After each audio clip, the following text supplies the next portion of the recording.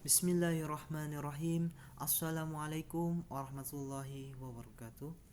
Saya Muhammad Rifki Pratama dengan NIM 20 20 21 28. Di sini akan menjelaskan tentang macam-macam metode pembelajaran.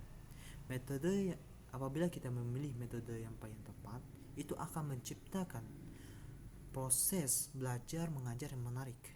Metode-metode ada yang tepat digunakan untuk siswa dalam jumlah besar dan ada tepat untuk siswa itu dalam jumlah yang kecil. Ada juga yang digunakan dalam kelas ataupun yang di luar kelas ataupun daring, ya kan, dalam jaringan. Di samping ini akan diuraikan secara singkat beberapa metode mengajar. Yakni yang pertama, metode ceramah.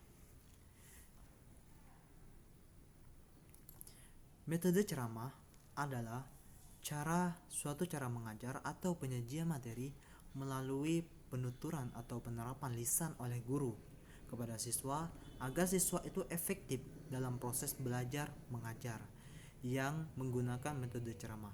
Maka siswa perlu dilatih mengembangkan keterampilan berpikir untuk memahami suatu proses dengan cara mengajukan pertanyaan, memberikan tanggapan, dan mencatat penalarannya secara sistematis. Metode ini adalah metode pembelajaran yang paling populer di kalangan para guru. Karena metode ini dianggap sebagai metode yang paling lemah atau tidak efektif. Mengapa demikian? Karena seperti yang dimana pada saat ini pembelajaran menurut peraturan pemerintah nomor 32 tahun 2013 adalah proses interaksi peserta didik dengan pendidik dan sumber belajar pada suatu lingkungan belajar pada pasal 1.19. Oleh karena itulah mengapa metode ini dikatakan tidak efektif, karena yang berbicara itu hanya satu orang saja, yaitu guru. Jadi sehingga para peserta didik itu akan merasa jenuh dan lain sebagainya, merasa bosan karena yang satu itu hanya guru saja. Jadi kita lanjut yang kedua, yakni metode diskusi. Metode diskusi adalah suatu kegiatan kelompok untuk memecahkan suatu masalah dengan maksud untuk mendapat pengertian bersama yang lebih jelas dan lebih teliti tentang sesuatu atau untuk merampungkan keputusan bersama.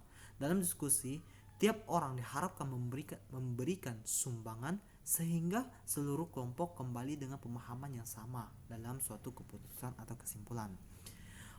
Geck dan Berliner itu mengemukakan bahwa metode diskusi sungguh-sungguh terbuka atau bervariasi pengertiannya.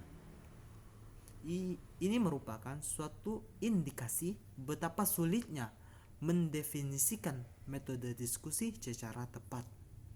Gilstrap dan Martin itu mengutarakan bahwa metode diskusi merupakan suatu kegiatan di mana sejumlah orang membicarakan secara bersama-sama melalui tukar pendapat tentang suatu topik atau masalah atau untuk mencari jawaban dari suatu masalah berdasarkan secara de facto atau secara fakta memungkinkan untuk itu.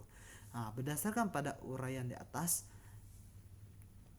dapat kiranya didefinisikan metode diskusi sebagai suatu kegiatan belajar mengajar yang membincangkan suatu topik atau masalah yang dilakukan oleh dua orang atau lebih, dapat guru dan siswa lain, di mana orang yang berbincang memiliki perhatian yang sama terhadap topik atau masalah menjadi pokok pembicaraan sehingga mendapatkan berbagai alternatif jawaban terhadap topik yang didiskusikan.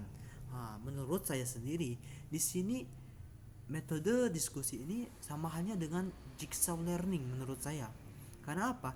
Karena dalam jigsaw learning itu akan dibentuknya suatu kelompok, 4 kelompok atau 3 kelompok atau 2 kelompok, cuman di situ akan didiskusikan mengenai suatu masalah sehingga dapat memecahkan suatu masalah.